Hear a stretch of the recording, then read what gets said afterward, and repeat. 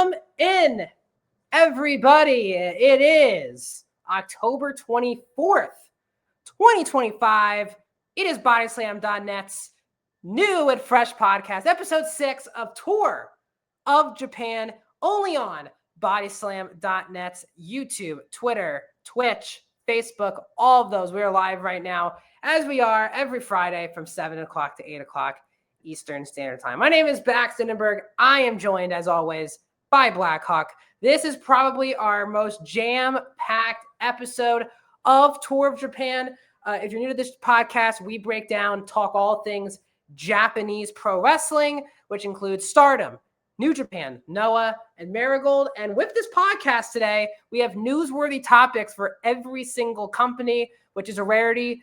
We usually have these companies kind of in and out of loops. So sometimes two companies are going on at the same time. Sometimes it's like one. So it's nice that we have some news topics. So on this show today, we're going to break down Wrestle Odyssey from Noah. We're going to break down some reports, some rumors. Shinsuke Nakamura, will he actually get the opportunity to wrestle Hiroshi Tanahashi at the Wrestle Kingdom at the Tokyo Dome in Tanahashi's final match?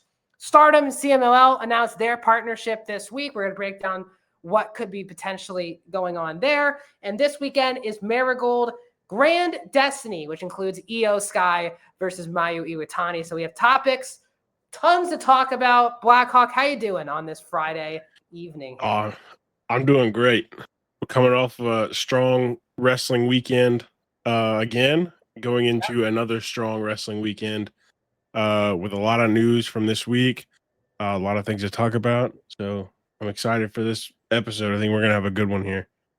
Yeah, this is going to be fun. I see everyone once again. Thanks for commenting. Randy's on Facebook. Mr. Bennett, as always, is on YouTube. We got tons. If you're currently joining us on any platform, please comment away. If you've been following the podcast, we respond to every single comment, answer your questions. If you have any particular comments, so me and Moxley usually get into it about House of Torture, kind of a staple for Tour of Japan. So if you have your thoughts on any of the companies or just pro wrestling in general, we're here to answer them. So I'll be following the comment section throughout the show to make sure we are caught up. If you're currently watching us on Twitter, repost your video and share with all your Japanese wrestling friends or just pro wrestling fans in general. If you're on YouTube, hit that like button, as well on Twitch as well and Facebook. Please hit that like button. Really help support the channel and our video so we get out there to more people. And subscribe, follow Bodyslam across all platforms. I'll promote more Bodyslam stuff towards the end of this podcast, but I'll leave the YouTube ticker down there so you can subscribe to Bodyslam's YouTube channel. So Blackhawk, we have so much to get into. We're going to end the show going through all of the big news topics. So let's talk about Noah's their big show. Wrestle Odyssey. Odyssey. I literally just said it, and then I said Dynasty. Sorry about that, guys. So Wrestle Odyssey. Blackhawk, you're Mr. Noah. I'm going to let you bring us home here at this topic here. Yeah, Wrestle Odyssey 2 weeks ago. It was the same weekend as King of Pro Wrestling. Yeah. Hiroshi Tanahashi, shout out to him, wrestled on both shows. And Hiromi too. Yeah, big keynote there is he was on both shows. Noah does a really good job with these bigger shows of not having kind of throwaway matches. Mm-hmm. So all of these feel like they have some sort of importance to them, which is really good. We're going to start it out with the first one. Junta Miyawaki defeated Kai Fujimura. Really good match. Really two young guys I think Noah's going to start leaning on pretty heavy very soon. Both of them are in the junior division. So we will be seeing both of them in the tournament coming up pretty soon at the beginning of November, which we will talk about next week. But just a quick highlight for that tournament. They will be facing off again in the tournament for the first round. And this match ended in a pretty heated argument between the two of them. So they are at each other's throats. And I think this is really good for just the junior division and Noah as a whole. Really, really good match. A lot to look forward to with them. Then we go into All Rebellion defeated Rattel. This is the only one that was kind of a throwaway match. Not really too much to talk about there. Pretty decent tag match. Then we get Charlie Dempsey and Harlem Lewis defeating Jack Morris and Ulka Sasakai. I've been talking about Harlem Lewis and not knowing who he was. He did a really good job. Like, he showed out, and I was like, okay, I understand why they sent him down to Noah. Real big guy, played into that really well. Yep. Charlie Dempsey's fantastic as always. But yeah, Harlem was the one I was really paying attention to because he was the only one I didn't really know. And he did a really good job. I'm looking forward to seeing what else comes out of this Noah run. So they will also be joined by 2 more NXT superstars and Hank and Tank this week. Who will be wrestling who were they facing? Oh, they're facing Dragon Bane and Alpha Wolf. So that'll be big competition for them. I think they're the best tag team in NXT right now. So I think they have the most potential out of everybody on that NXT roster as a team, as far as a team goes. I'm very interested to see how they stack up against Alpha Wolf and Dragon Bane. Yeah, just to add on, it's interesting because, it makes sense. Harlem and Charlie, they're not really in a major storyline or anything. Mm-hmm. I was shocked they were sending Hank and Tank back to Noah because they just lost the NXT tag titles. They were in that big, beating Fraxian. I just didn't think, it's an interesting dynamic. We'll talk about, obviously, they're not afraid of putting their top people in Marigold. But it feels like in NXT, it makes sense for people needing to get reps maybe or learning different styles. So I think it is fascinating because you think Charlie Dempsey would fit even though he's a British pro wrestler, his style is very technical, which fits Japanese pro wrestling a lot. Yeah. So it's interesting. Hank and Tank, they're very much American pro wrestlers. So putting them in this environment, I think is an interesting thing. And we'll see if they can adapt well in that environment. I think they'll do fine. Yeah. There's just something about them when I watch them that I want to root for them. I like them. It's 2 big boys. Yeah, they're easy to root for. Extremely energetic, 2 big boys. What's not to love about them? But I think their biggest test is in their career right now is about to be Dragon Bane and Alpha Wolf, because those 2 guys can go, and they can go fast, and they can go hard. And we'll talk about them a little bit with the tag team match they had, but they are incredibly impressive. And so I'm excited to see what Hank and Tank can do against them, because I'm also very high on Hank and Tank as far as the WWE side goes. Yeah. So let's continue on. All right. So we would then get Takeshi Sugiura with Shun Skywalker of Dragon Gate. He is a member of Team 2000X.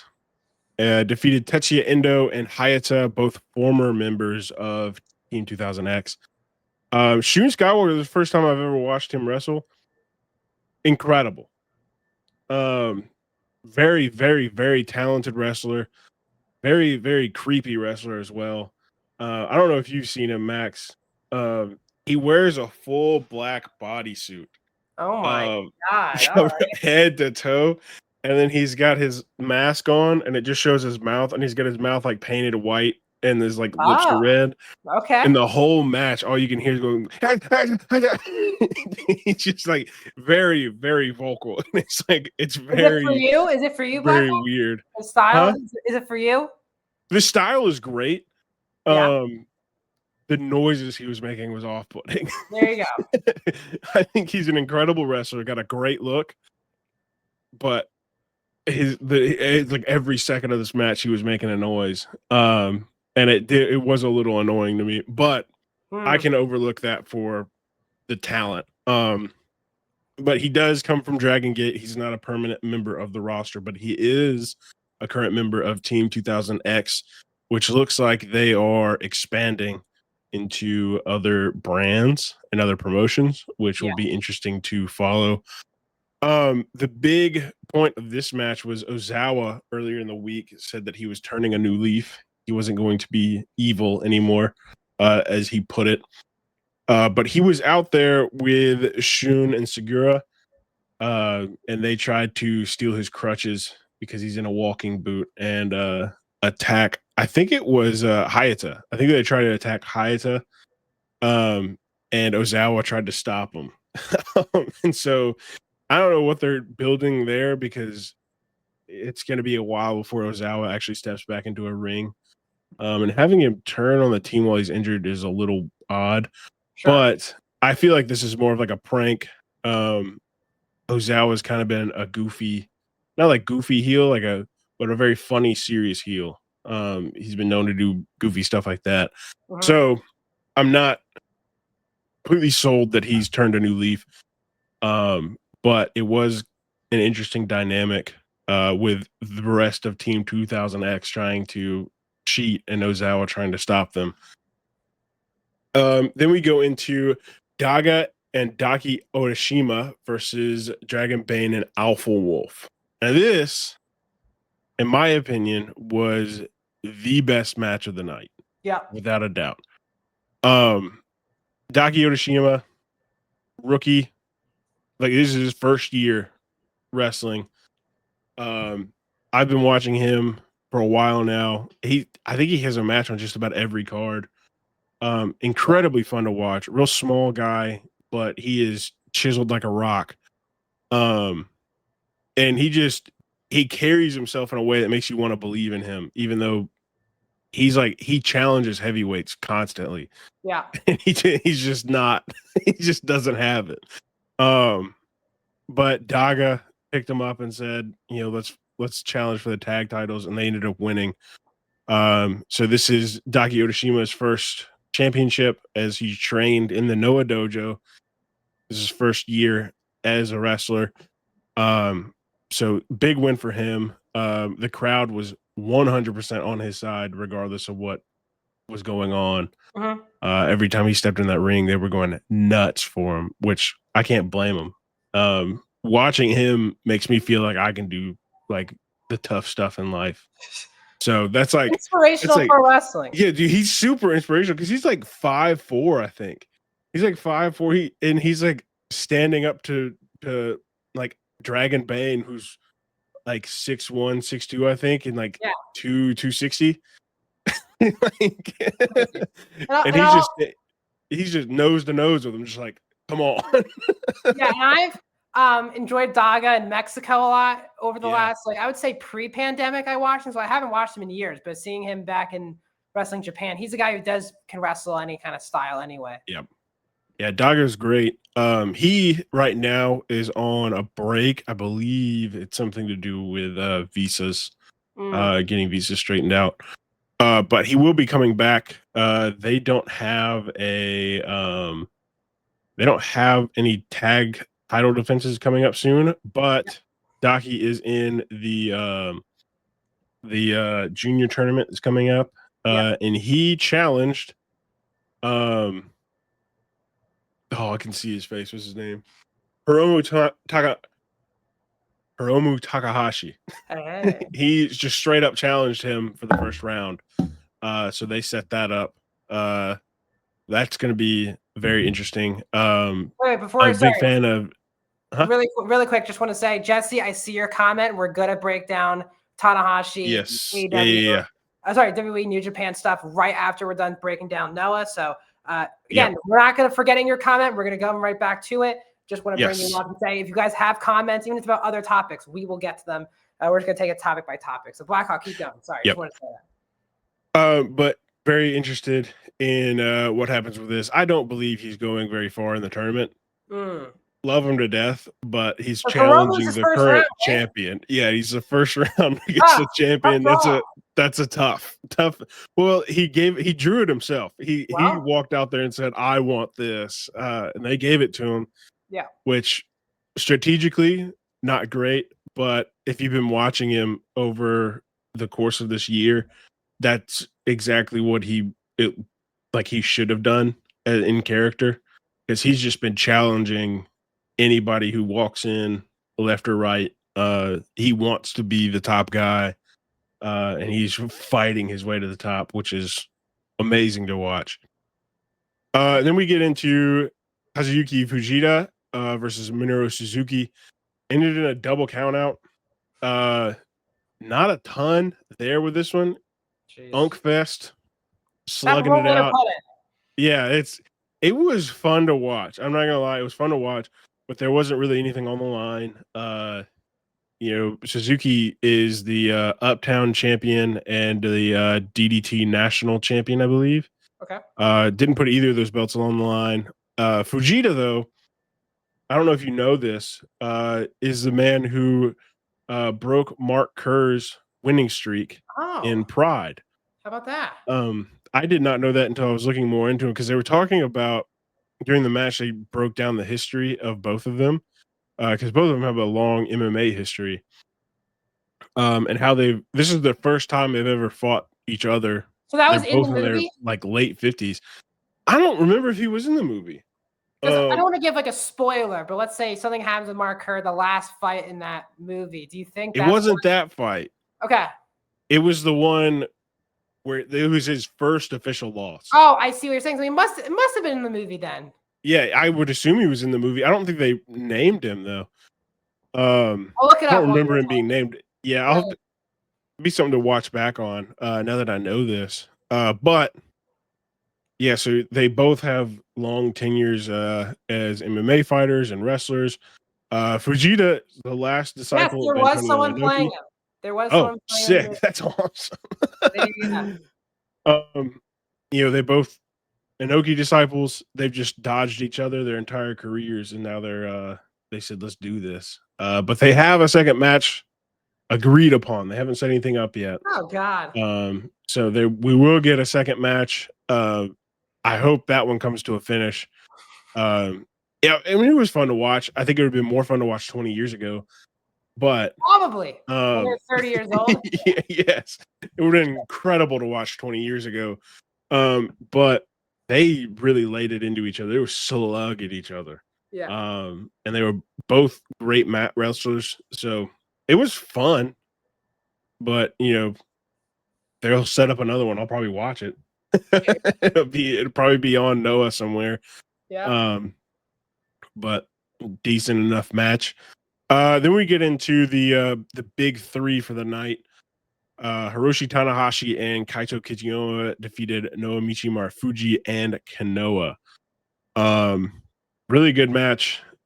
Hiroshi Tanahashi, he was looking rough just on the entrance. Oh boy. I've Yeah, already seen him wrestle the last 2 days in a row. So yeah. I mean, this is also before King of Pro Wrestling. Because this was a Friday night. And King of Pro Wrestling was Sunday night over here. But yeah, it was very interesting. There was a lot at play there. Kanoa was the only one that was like not happy that Hiroshi Tanahashi was there. Yeah. They had Kenji Muto on the side on commentary, and if you were watching the Japanese version. And Hiroshi Tanahashi did ask him to be at the retirement match, which is very exciting. But yeah, it was a good match. They really are pushing Kaito to be the ace of Noah. I believe he will be the ace of Noah. Nomichi Marufuji and Kanoa are getting up in age.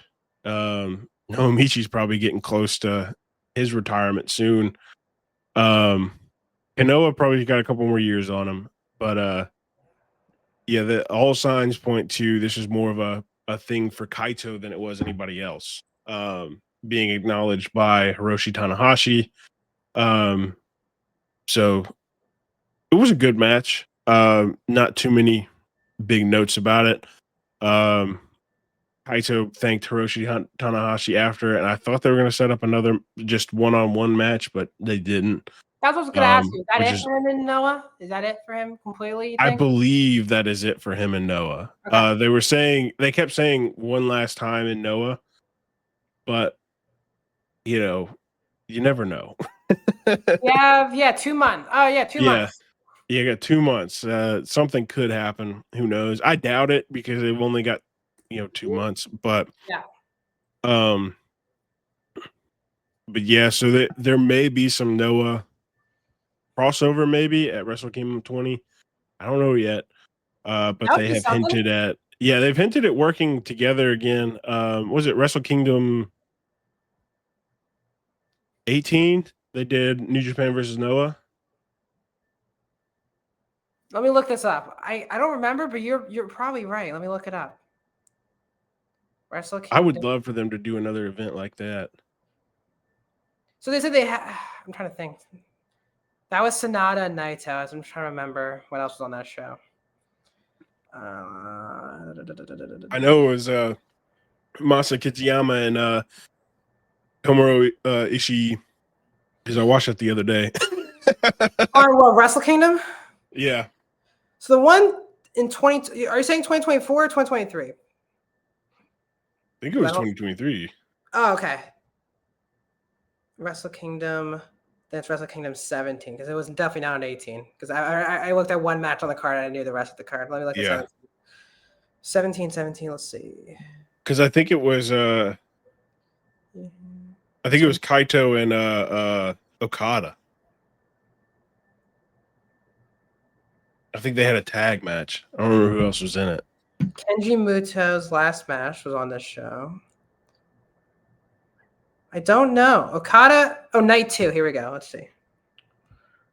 Sorry about the delay, guys. So you're saying, yeah, night 2, Ishii was in a tag match with Oscar Lube, Masa Kitamiya, and Daiki Inaba. Is that what you're talking about or no?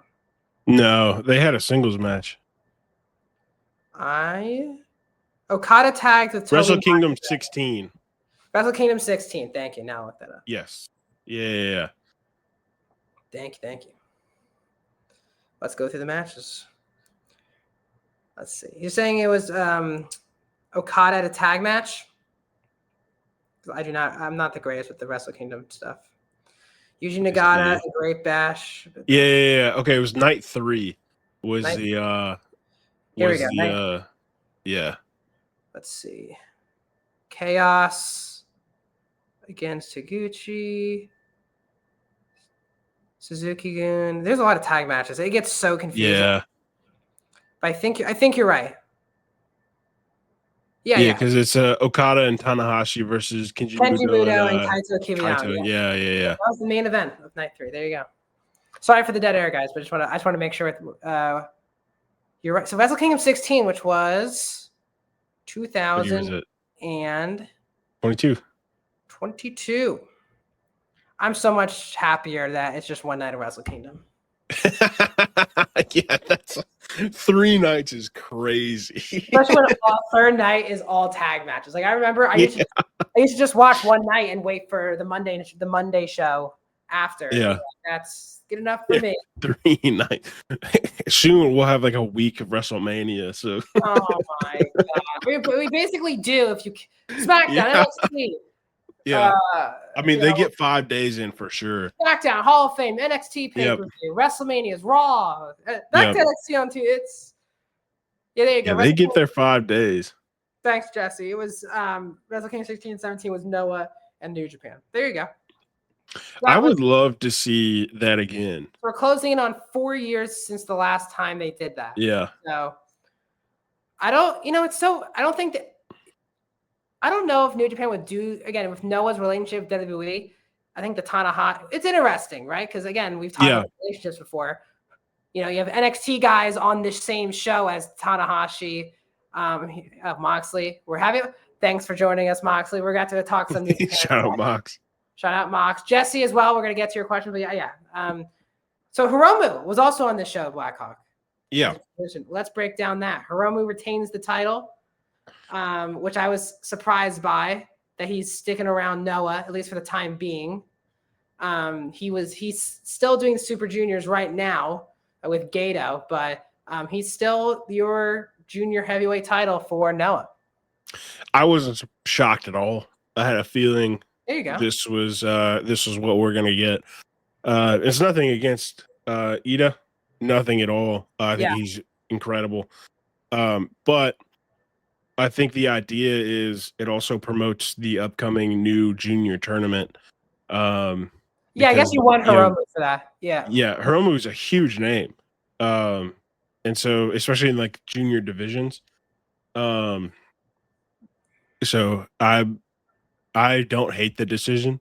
Okay. Um, I'm happy that that happened. I'm looking forward to the tournament because I feel like Hiromu's gonna make it all the way. I don't think that I don't think that we're gonna see him lose in the tournament at all. Yeah.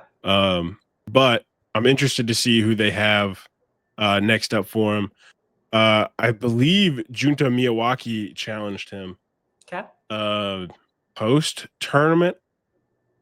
I don't know. They didn't They didn't really talk lay about, down a they didn't talk date. about it at all on the New Japan shows today and yesterday. So Yeah. I do not know. Yeah, I'm assuming it's going to be at a Noah event, Okay. but they didn't really lay down a date. He just laid down a challenge and said, Yeah. I want a shot." So we'll see what they do with that.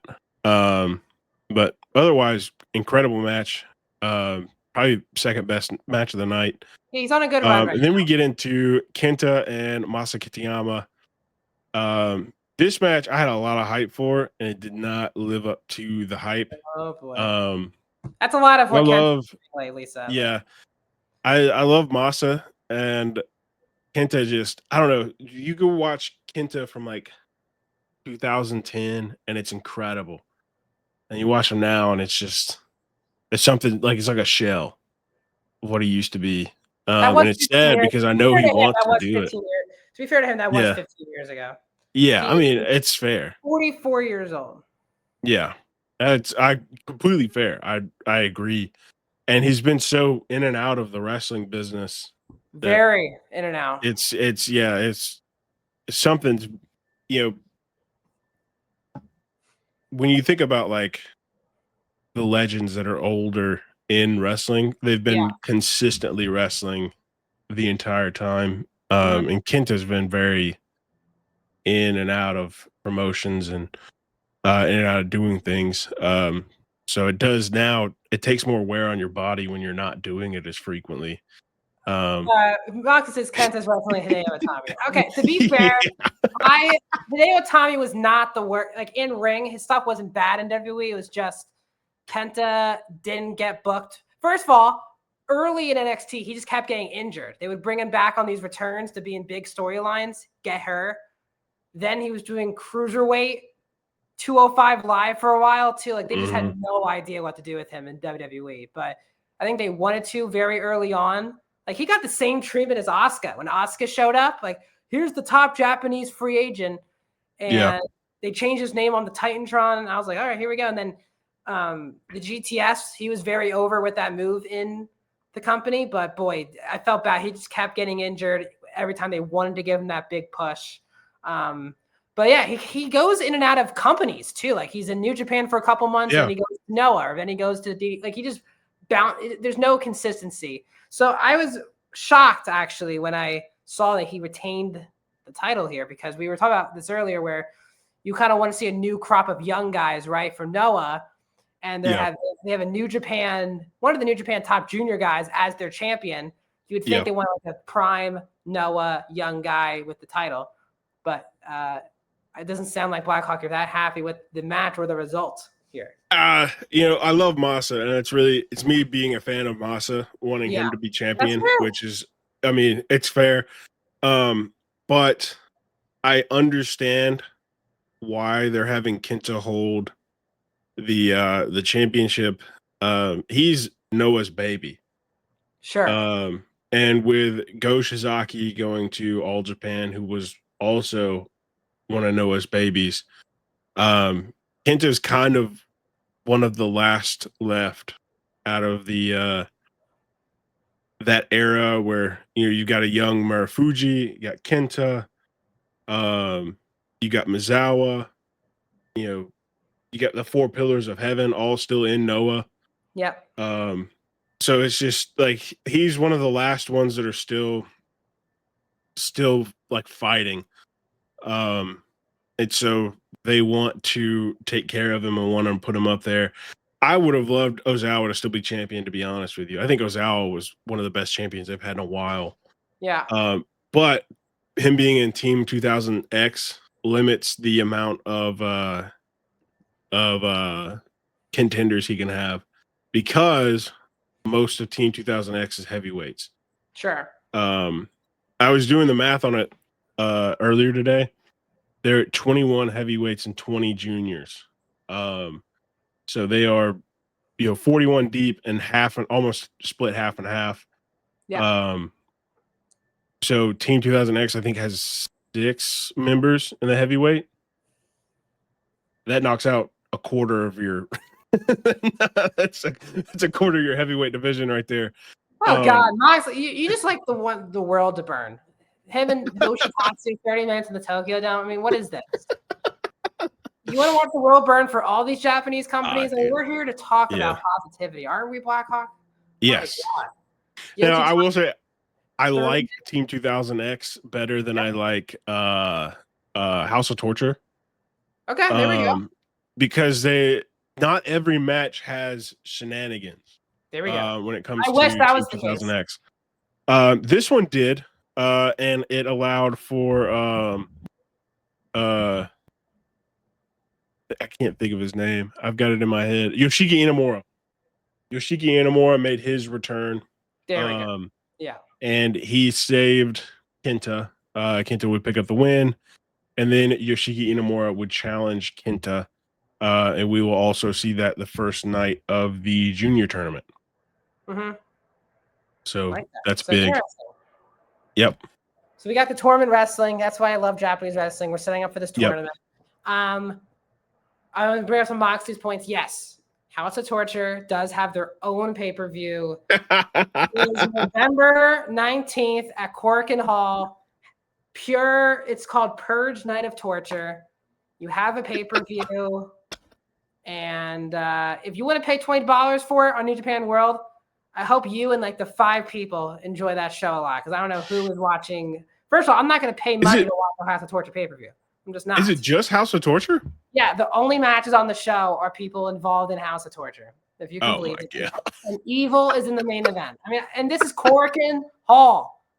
Corkin is just House of Torture is so big they can have their own show. Sold out? Yeah, sold out. Yeah. I mean, Desperado, should I get in my head? Yes. Probably. And now for Super Juniors, they're in 2 matches a night, and it's chair shot. It's the whiskey. The tag team's called Whiskey Dick, for God's sake. Like I don't want to watch Whiskey Dick win the best super. They're not going to, but I just main event Evil. Yeah, main event Evil, of course. Shocker. Of course. Yeah. Just what everyone wants. Let's get into the big news that we want to talk about too, Blackhawk. Jesse wanted to talk about it. We're here to talk about it. Hiroshi Tanahashi. The big rumor is, who is he going to wrestle in his final match at the Tokyo Dome, January 4th at 2026 at the Tokyo Dome for Wrestle Kingdom 20. Now, this week, some big reports from PW Insider and Fightful Select. So PW Insider, we want to give accurate credit to the people who deserve the credit. PW Insider did talk about, PW Insider broke down the idea that Tanahashi wants to wrestle Nakamura to retire him.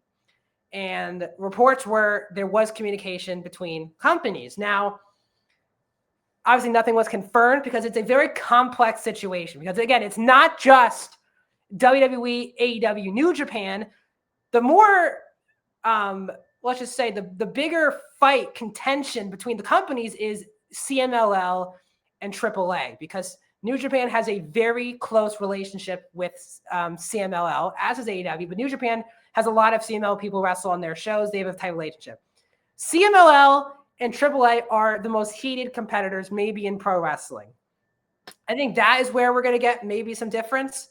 People are saying, would Tony Khan allow it? I do think it's a pipe dream. Like Fightful Select did break down that it's basically a pipe dream at this point, and it's not very likely it would happen. I think if I was Tanahashi, if it's not Nakamura, I maybe would ask AEW, would Omega be available? Would Okada want to do it? Because the reports have been that it doesn't look like Okada Takeshita is a Tokyo Dome match. It doesn't seem like that's going to happen at the Tokyo Dome. It's very much an AEW built match, and I don't think AEW would pay other people for the match that they have created on their own TV. So I think Takeshita will have a different match at Wrestle Kingdom as of now.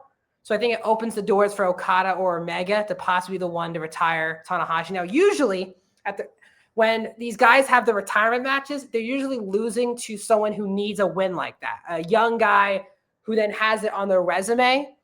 But based on him wanting to do Nakamura, I just think he wants to do it against someone he has history against.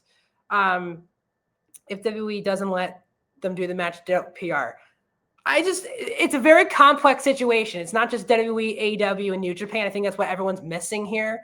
There are so many relationships in between those companies.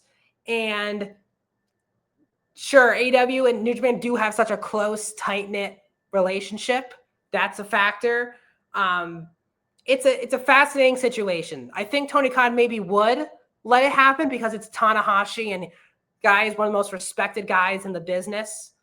I just think there's so many other complex things. Blackhawk, when you've been hearing all of the reports and news this week, what have your thoughts been on it? I choose to have hope that we will see Nakamura at Wrestle Kingdom. I agree. I think it's completely possible if the cards are played right. Like you mentioned, the AAA and CMLL. I think at some point you could kind of put that aside and say, hey, neither of our guys are involved in this match at all. Sure. Like why there's no need for them to be fighting over this spot, especially since AAA is owned by WWE now. I could understand it if WWE was partnered with them. Yeah, I also can see that.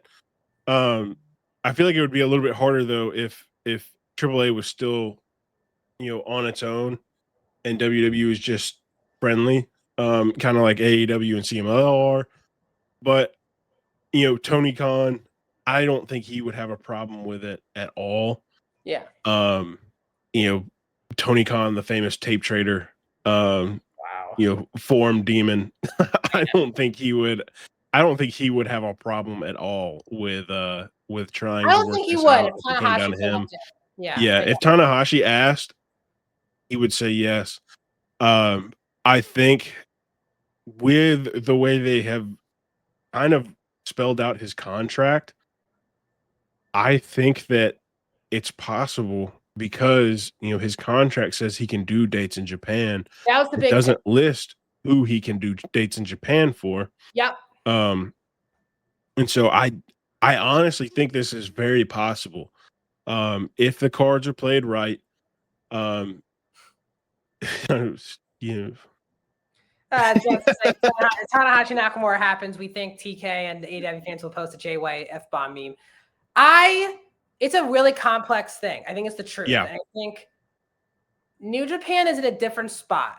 Maybe if New Japan was if there was no AEW and New Japan was in 2018, 17, when they had all the top guys, non-WWE, this is someone coming from New Japan. They are so reliant on these relationships now because they need guys from AEW willing to still come to Japan. They still want all these relationships because, and again, I don't like to be this guy. They don't have enough crop of talent at the moment to carry all these shows by themselves. Nor does any company. That's why WWE's working with TNA and Noah and AAA, and that's why AEW works with CMLL and New Japan on a consistent basis. And it's also beneficial for all these companies as well. Nakamura, as you said, has the thing on his contract. He's allowed to work Japanese dates. I would think the safer option is Okada or Omega, which I still think is I think Okada in particular would be a satisfying guy to end your career wrestling. I think also going back to Tanahashi doing a bunch of stuff with Noah wrestlers. Yeah. There is that bridge there. Yes. Maybe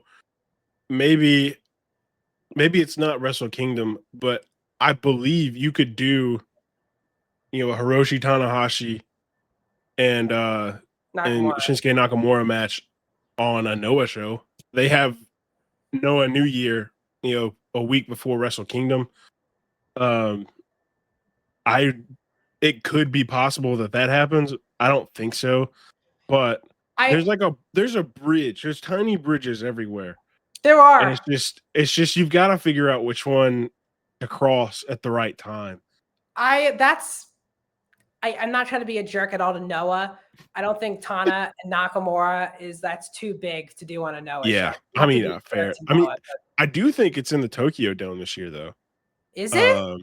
Yeah, I think their New Year show is in the Tokyo Dome every year. Because that's like their show is the New Year show. Yeah, because now there's no more Wrestle Dynasty this year for New Japan AEW. Yeah. So it's just one night of wrestle. Look it up to make sure that it's happening before. Let's see. This one was last year's. We would sell a lot of tickets for Noah, but to be fair, Tanahashi is the president for New Japan. Yeah. Not trying to be a jerk. I think he still kind of has to be selfish and like, if we're doing this match, it needs to be on my company and helping our company out more than because from a business perspective, why would Tanahashi wrestle in Noah against Nakamura? Do you know, like just to do the match? Yeah. That's what we're talking about here, and I'm not trying to be a jerk at all. I'm just trying to point out the business side of pro wrestling because he is the guy partly running New Japan at this point. He's the president of the company. So yeah, I get it. It makes sense. It's interesting. I think it's a very interesting topic. It's interesting that WWE is bringing Nakamura back because he's now been back for 2 weeks now out of the blue. I don't know what they're heating him up for. He's wrestling with Ray Phoenix. I can't believe Ray Phoenix still can't wrestle with Penta. He's wrestling with Nakamura now. His tag team partner. Here's the truth. I would love it as a New Japan purist fan. I grew up watching Nakamura Tanahashi matches in New Japan. It was, Nakamura is one of the 3 or 4 top New Japan guys I've ever seen in the ring in New Japan. Just incredible performer there. Has a really good run in NXT. We probably haven't seen top tier Nakamura since like 2017 at this point. And I hate to be that guy, bro. I agree. It's the way he's been booked. To be fair, not him. Yeah. Especially in a time the way he's been booked has been horrible. And I can understand why he hasn't just like locked in and like done anything crazy because like what's the point? He's gonna wrestle 1 week and then not be seen for another 3 months. Like and it's really cool now in WWE because now you're seeing a lot of Japanese wrestlers not being required to speak English to get over. Like Asuka and Kairi Raw cut a full Japanese promo. Yeah, there were subtitles, but they're been more cool with just letting these people speak in their own language of subtitles and people explaining. So I really hope Nakamura. I do want to make a correction, so we're not putting out misinformation. It's not at the Tokyo Dome. It's at Nippon Budokan. Yeah, they're not doing that match, I think, for Noah. I think no. It's going to be fascinating. I think it's been really weird, I have to be honest, that we're basically, when we come on to this big New Japan show next Sunday, we'll preview it next week, that there's still like one match for the Tokyo Dome. We're not seeing many big storylines. Tanahashi's wrestling Tsuji next week. He's not going to beat Tsuji for the global title. Yeah. Hopefully after that match, someone comes out or there's like a video. Something, You got to feel the momentum for this is a big Tokyo Dome show, 20 years. Yeah. It's I guess they're maybe not doing it because it's the fastest, like they already have 30,000 tickets sold already. Yeah. Tokyo Dome. It would maybe get more tickets there if you announce more momentum in the matches. Like we don't know who Takeshita's wrestling. We don't know who Tsuji would be wrestling. The only match we have is Evil and Aaron Wolf at this point for the Tokyo Dome. Which, this was crazy. Evil and Aaron Wolf is the only match, and we know this is the last time we're going to see Hiroshi Tanahashi wrestle. And it's sold 30,000 tickets. Yeah, it's a big deal. And I think they know it's a big deal. I think Tana knows it's a big deal. He wants it's a big deal in Japan, the retirement matches. Liger had a very big one when he did. Tiger Mask is going to retire in June. I'm sure he'll have a big one in June as well. Yeah.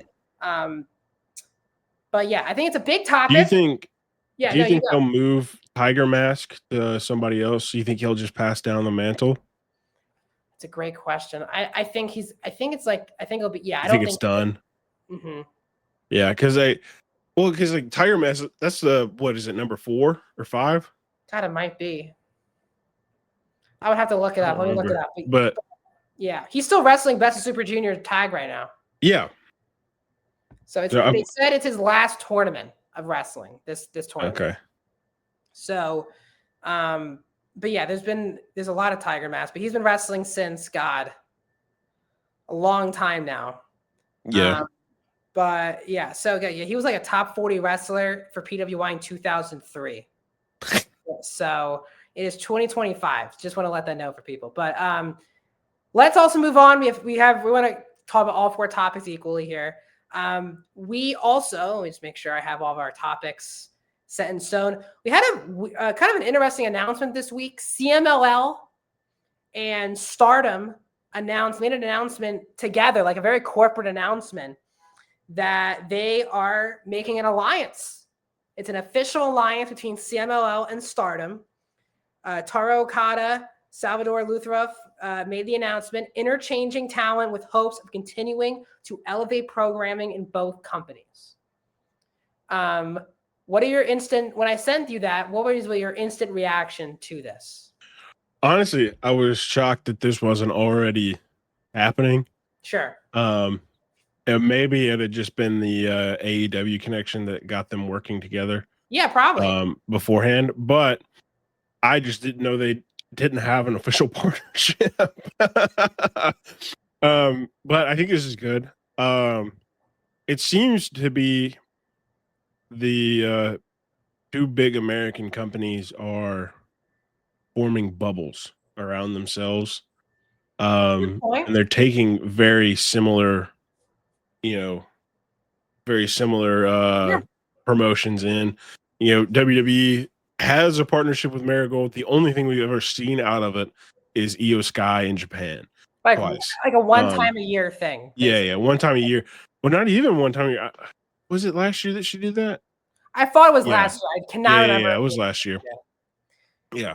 I agree with you, by the way. I just want to say, I thought this was kind of happening already, but I guess they're officially calling it an alliance. So there's going to be constant people going back and forth. I think it's great. Like CMLL has the most underrated women's division in the world right now.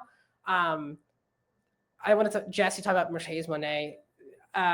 People have been very weird with the 12,000 thing. Like, I don't think people realize that people are paying like 25, 30,000 appearance for her to be on the shows. Like these companies are wanting to do it. Wouldn't you? Yes. These any companies with her on American national television with their belt? Yes.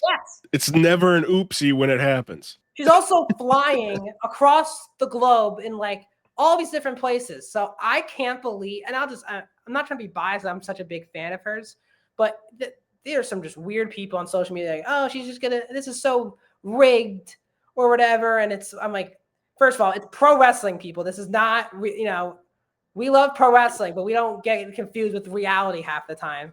And guess what? These companies rightfully would want her winning the titles. And guess what? If she's going to put in the work to fly everywhere and to win the titles, defend the titles, I think it's actually a cool thing. So, but she just had a main event in CMLL against Persephone. If I'm not mistaken. Is that right? I think she just had the match with Persephone, who I love, by the way. Really good match. So I think CMLL and Stardom makes a lot of sense. And because it's already like Stardom always had American people wrestle there too. Like Jamie Hayter was a Stardom wrestler before she went to AEW. Mariah May, Blake Monroe was a huge star in Stardom. Tekla was a very big star in Stardom. So they're not familiar with having foreigners. So it's weird that we're making a technical alliance here. But I think it's exciting. Again, I like Japanese and Mexican culture. It's always worked well together. For some reason, that has clicked more than any type of wrestling. So I am all cool with it. Let's move on to our final topic, Blackhawk, previewing the big match this weekend, which is Io Sky, Mayu Iwatani for Marigold at Grand Destiny. The show will be available on Wrestle Universe on the video on demand. Yes. I do believe you have to pay for it. I think it's 4,000 yen. Which is what? I was looking at that correct. 4,000 yen. Let's do the comparison. I don't know. We're breaking down currencies on the air, people. That's what we're doing. It is Tour of Japan. It does make, I can't believe we haven't done this yet, is breaking down currencies, but we're going to tell you how much it is to watch the show live. $26.18. Oh my God. Really? That's even more expensive than TNA half the time. Holy crap. But they only do these once or twice a year. I think this is like It's free though on Wrestle Universe, right? When it comes on demand. No, I mean, it'll be. I think they have this one until November. Was this? I saw it say something in here. November 9th, I believe, is when they will do it live, because they'll restream it live once it's off pay-per-view. Gotcha. But if you do buy it, you get 3 smartphone wallpapers. So Wrestling Universe loves to give out smartphone wallpapers, which I think is hilarious, and I have like 30 of them. So Oh my god, yeah, your whole phone is like full of stuff for them. Yeah, they just like send you. They'll like send you, if you subscribe for a long time, they'll just keep sending you like signed pictures as iPhone backgrounds or whatever. So it's very, very funny. Very, very funny. I am the Stardom cast, folks, in an interview with Rossi and explained why he left Stardom, we think. He's a very interesting. Here's Timothy saying, "Hey, does Noah and Marigold have a partnership?" Yes. It's very similar to Stardom and New Japan, where they have a relationship, but again, Noah and New Japan are men's companies only, and Marigold and Stardom are women's companies. So there's relationships, and there's times where they'll have like a women's match on a men's all show. Like they'll have we just talked about it last week, King of Pro Wrestling. There was an IWGP women's title match on that show, which is a Stardom title, basically, a Stardom feud on a New Japan show. I think it's very similar with Noah and Marigold, if I'm not mistaken. In reality, it's everything under the Wrestle Universe banner. Yeah. Pretty much has a very handshake partnership. Because we get a lot of Marigold crossover with Marvelous, with Sendai, and then like there's the Friday Night Gotcha. It's done by Sendai. You've got a lot of different wrestlers from a lot of different places on that. Magic Monday, done by Wrestle Universe through Noah. You get a lot of different people on that one. So there's a lot of crossover when it comes to just the Wrestle Universe promotions. And so you'll see a lot of people here and there on different shows. Yeah, I was also say Amber, thanks for reposting the stream. Love Amber. Shout out Amber. She's great. So love also great question, Timothy. I think people sometimes take for granted the partner. It's so funny. Every company was in their own bubble like 5 years ago, and now everyone's like kind of related to each other now. It's like who's with who, which again, do you think Triple H will be the guy will replace The Rock right hand? No. Do you think Triple H will be replaced by The Rock? No. The Rock. The Rock will never be involved behind the scenes. It's like running the show, like running creative. And so many people, it's so funny. Like whenever someone doesn't like the booker, everyone's like, "Who's the next guy?" Like this is Triple H's job until it's not. Like to be fair to him, he is the one. Even though it helped. Vince McMahon was not booking the show anymore. He got WWE to its biggest boom period ever. True. 2 years ago, or I would say 2023 and halfway through 2024, it was a major boom period for the company, and that was all under his booking. And look now, they're still selling out shows. Jake Lee for House of Torture, no. I mean, Jake Lee's barely. I haven't seen Jake Lee in a long time, to be fair. He's currently injured. Because I looked at this last episode because I was wondering. I thought he was in House of Torture at one point, but he's just out indefinitely with an injury. No idea when he's coming back. I remember him in Bullet Club. I just don't remember what happened with him. Yeah. Now I watch it every week, so I can't remember the last time. I think it was definitely before the House of Torture break from Bullet Club. But I think he was in Bullet Club on the kind of House of Torture side of things. Yeah. But sorry, to go back to Jesse's point, The Rock will never be a full, like, he would have to give up Hollywood to become the full-time creative. Like, I don't think you understand. Like, Hunter goes to all the shows. If he's not on Raw and SmackDown, he's in Stanford putting together the shows with all of the team. Like, it's not like it's a 24/7 job. Like, even if you watch Unreal, which again does glorify some things, his job is driving away, planes, meetings, being in Stanford, meetings. Like, The Rock could not act anymore.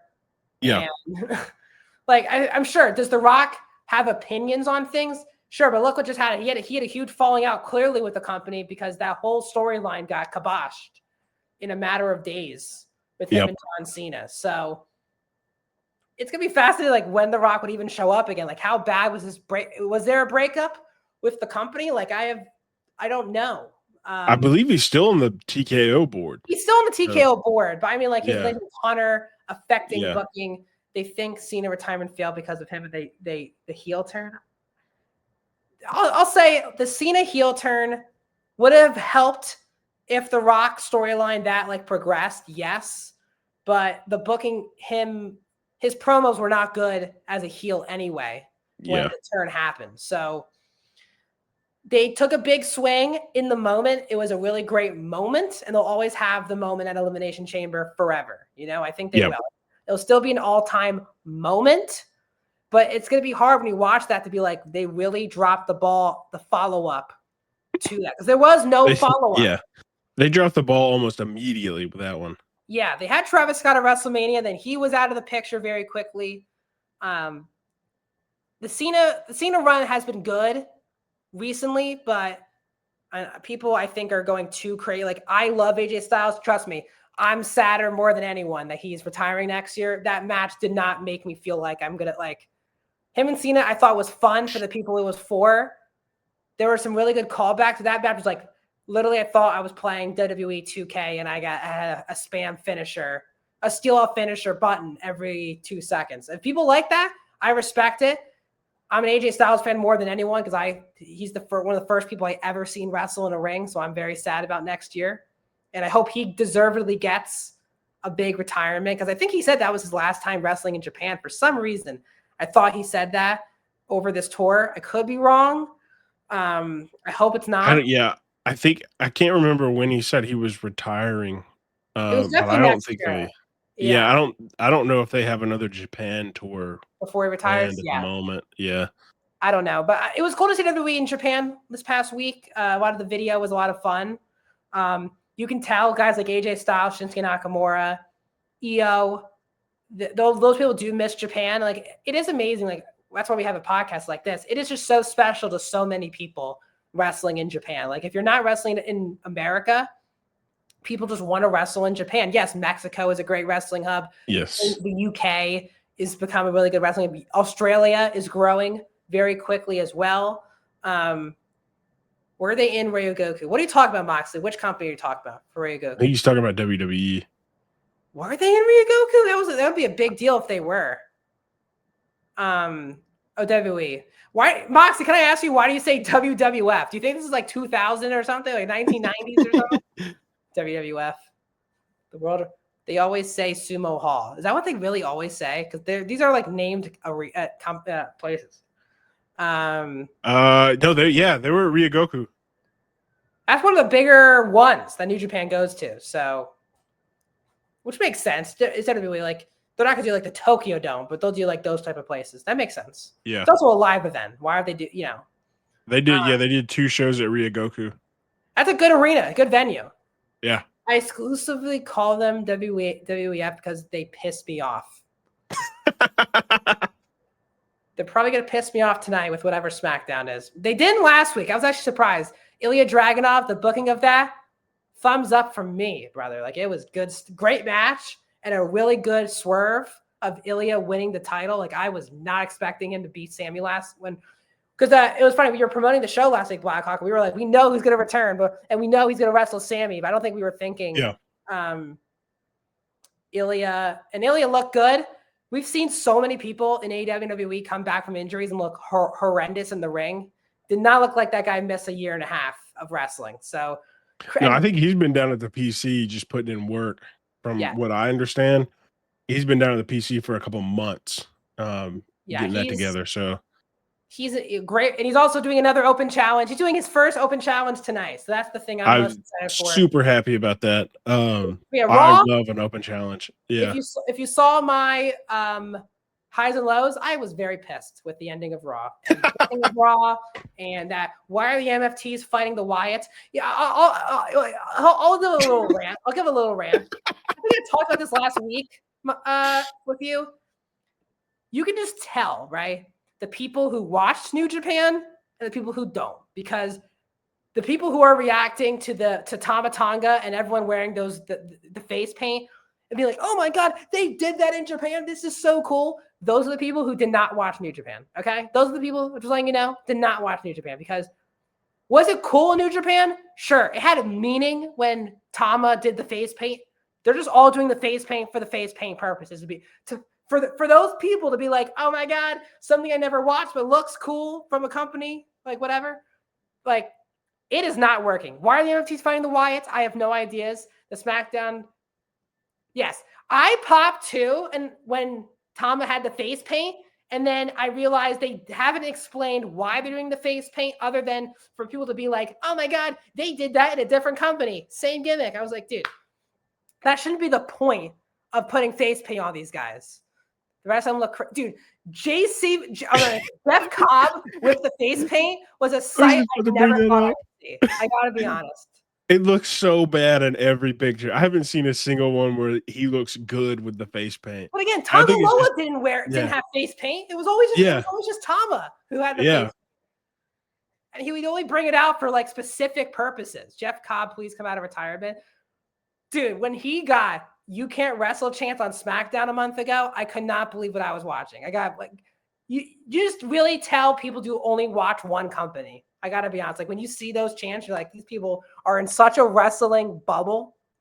Because again, that's why I love Bodyslam. That's why I love talking to Blackhawk, because you turn the show off when they started doing that. I wanted to. Trust me. I had to cover the show. So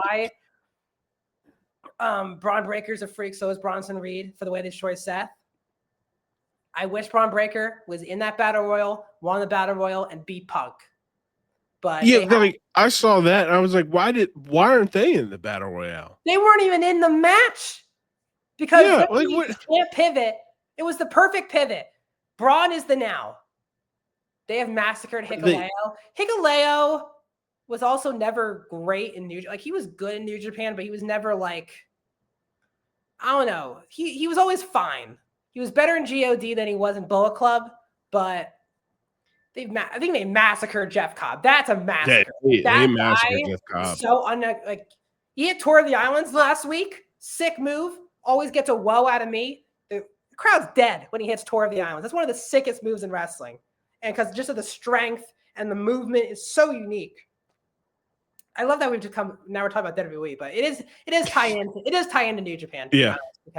Or Japan, because we're talking about Solo Sikoa's version of New Japan people, because it's Tama Tonga. Solo Sikoa's version of the Gorillas of Destiny. I'm not even going to talk about him. I'm never going to say his name's JC Mateo.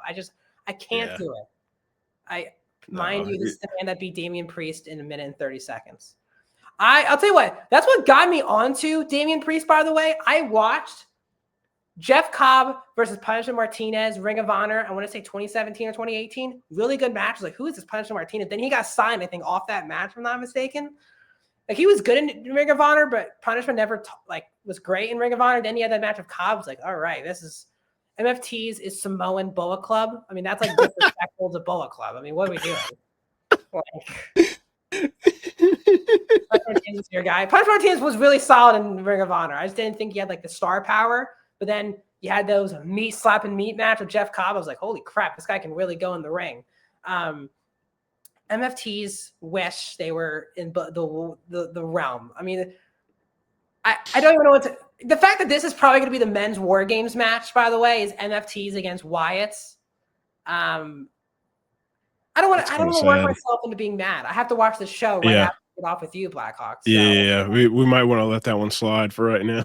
Right now. But he's going to be doing his highs and lows, and it's going to be 50 lows. Yeah, I know. It's going to be a lot of lows. I go through, I used to do 3 highs and lows. So I break down 3 basically segments. SmackDown, it's always tough to get me one high on SmackDown. But I just want to say I will be sailing the 7 seas on that one. I also agree with you, Moxley. I just want to say, awesome back and forth with you guys. This is why this podcast is awesome, because we have people like Moxley and Jesse. We had Timothy earlier. We had Randy earlier. We've had so many people talking to us. It's really awesome, and it means a lot to both Blackhawk and myself that we can have this great back and forth, and we're not talking to a void. We have similar viewership to last week, which is really awesome. Just want to say that the fact that there's 600 people again watching Blackhawk and myself talk about Japanese pro wrestling is just a really cool thing. So I just want to appreciate everyone. Busy show. Next week, we'll probably recap what happened in Marigold, who won Io versus Mayu. We'll break down that match. We'll break down New Japan because the Super Juniors will be over by then. And we'll preview New Japan's big show, which is November 2nd, which will be the Hiroshi Tanahashi's final homecoming, which will be on next Sunday. So next Friday, we'll preview that show. Tons of other topics. We'll break down some tournaments, some predictions for the Noah tournament, all of these things. Yep. And as you can tell on this show, we had a lot of news topics. We might have another busy news topic week. Who knows? But Tour of Japan will be back next Friday. Actually, it's going to be on Halloween night, Blackhawk. October 31st is next Friday. So maybe a spooky edition of Tour of Japan. Might have to wear one of my masks. Yeah, I don't know where my Fiend mask is. If I have it, I'll wear it, but I don't know if I have it here or not. But I have two what's his name? Very nice, very evil. Danhausen. I have two Danhausen masks and House of Tour of Japan. No. If that's what you think our show is, good for you, man. I wish I wanted to. I don't want to be in that world, but if you're in that world, Moxley, I salute you because the last thing I need our show to be called is House of Tour of Japan. For God's sake, I'm gonna come next week dressed like evil. Oh my! Moxley would really pop. Moxley, if you're still in the chat, would he pop for that? If Blackhawk comes out, maybe he has a guitar and Sonata's like blinking jacket and glasses. Would that pop you, Moxley? If that's what Blackhawk does next week, I'll dress as Ren Narita. Really, Moxley, you would pop for that. I know you would pop for that. I knew you would pop for Blackhawk being in a full Sonata cosplay. I knew you would. Oh my God, Moxley is the biggest House of Tour. Him and do you book the show? Are you and Gato like friends at all? Moxley, They've got to be at this point. Well, I can give tips to Gato if you want me to help at all. I'm here. Blackhawk, where can people find you on socials? You find me at Blackhawk Walker on just about every single social media website there is. YouTube, Facebook, Twitter, Twitch, Instagram, all of them. Tell people what you do for Bodyslam as well, by the way. Oh, I also make the podcast clips. So I will be making some of these, I think, to post tomorrow. So be on the lookout for those at Bodyslam.net on all Bodyslam Net socials, Facebook, Instagram, TikTok, YouTube, all those. Yep. You can find me on Twitter at Dinnenberg. Blackhawk dresses evil would pop anybody. Probably Boxley. Probably would. You can find me at Dinnenberg Max on Twitter, Max Dinnenberg on Instagram. I do for Bodyslam.net highs and lows, basically 5 or 6 days a week.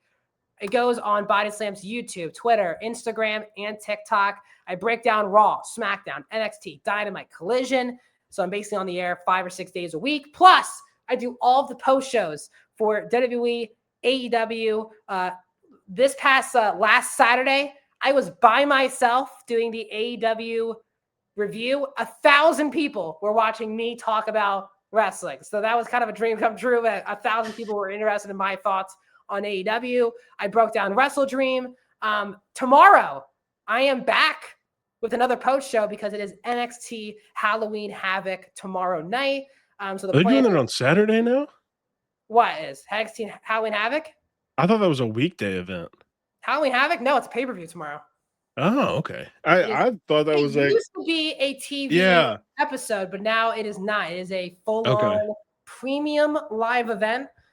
7 o'clock tomorrow on Peacock. Trick Williams, Ricky Saints, Ethan Page, Dr. Wagner. We have, what else is on the show tomorrow? JC Jane and Tatum Paxley. We have Dark State against the Hardy Boys. Broken Hardys tomorrow because they went into the river of reincarnation or whatever. So Whatever gets Dark State on the card, I guess we're going to do on this show. And I'll be breaking down, as you can tell, my excitement, but I'll be breaking down NXT Halloween. Let's go Tatum. I'm interested if they do a big swerve and have Tatum win the title. I don't think they will, but I think it'd be an interesting. I think Tatum and Izzy Dame is a non-title feud, not a main title feud. But we'll see, Moxley. Join me tomorrow because it could be me. I could be joined by Corey as well. We're trying to figure out if he'll join or not. But at least for now, I'll be here breaking down NXT Halloween Havoc. I'll be probably breaking down Full Gear with Blackhawk. I'll be breaking down Survivor Series War Games with Rami. So tons of videos and live streams. And also on bodyslam.net. Please subscribe to our YouTube channel. And please subscribe to our Patreon. It's the thing we want you to do the most. Subscribe to Bodyslam's Patreon. Corey Hayes breaks all the best pro wrestling news exclusively to Bodyslam. Now we're being aggregated by so many people, which is a great feeling. So if you want to know pro wrestling news right on your phone before anyone else knows, subscribe to Bodyslam on Patreon. We had breaking news of Ilya Dragunov's return last week before anybody knew. I am your lovely comments co-host. You can find. Oh, there we go. I love that every time we promote ourselves, that Moxley always wants to say that he's a co-host on our show. I really appreciate it. But please subscribe to our Patreon. Corey broke down the Ilya Dragunov news before anyone else had that last week. He also broke the news of all those releases 2 weeks ago from WWE. He breaks news stories every week, so please subscribe to our Patreon. Once again, Tour of Japan is on every Friday from 7 to 8. You basically work here. I mean, you might at this point, Moxley, but Moxley, we need to get you on the show. I think we should have a full debate on House of Torture versus no House of Torture, just between you and Max. I'll say this: if a House of Torture member becomes the IWGP World Champion, I will have you on the show to celebrate. Shake hands, Mox. Mox, can we shake on that? Because I don't believe it's going to happen. If Evil is like the world champion, you can be on the show. You shook hands. He shook. That's right. Good. Breaking news. If for some godly reason House of Torture is running the show, you will be on our show to talk about it. We have that in stone on October 24th, 2025. So hopefully this never happens. No offense, Mox. I hope you're never on this podcast because of that. But let me get Gato on the phone. See, you are friends with Gato. You don't have to tell me. You're getting Gato on the phone. All right. Thanks, everyone, for joining us. We'll be back on Halloween night at 7 o'clock with another episode of Tour of Japan. Oh, thank you. Oh, thank you. Oh, thank you. Oh, no.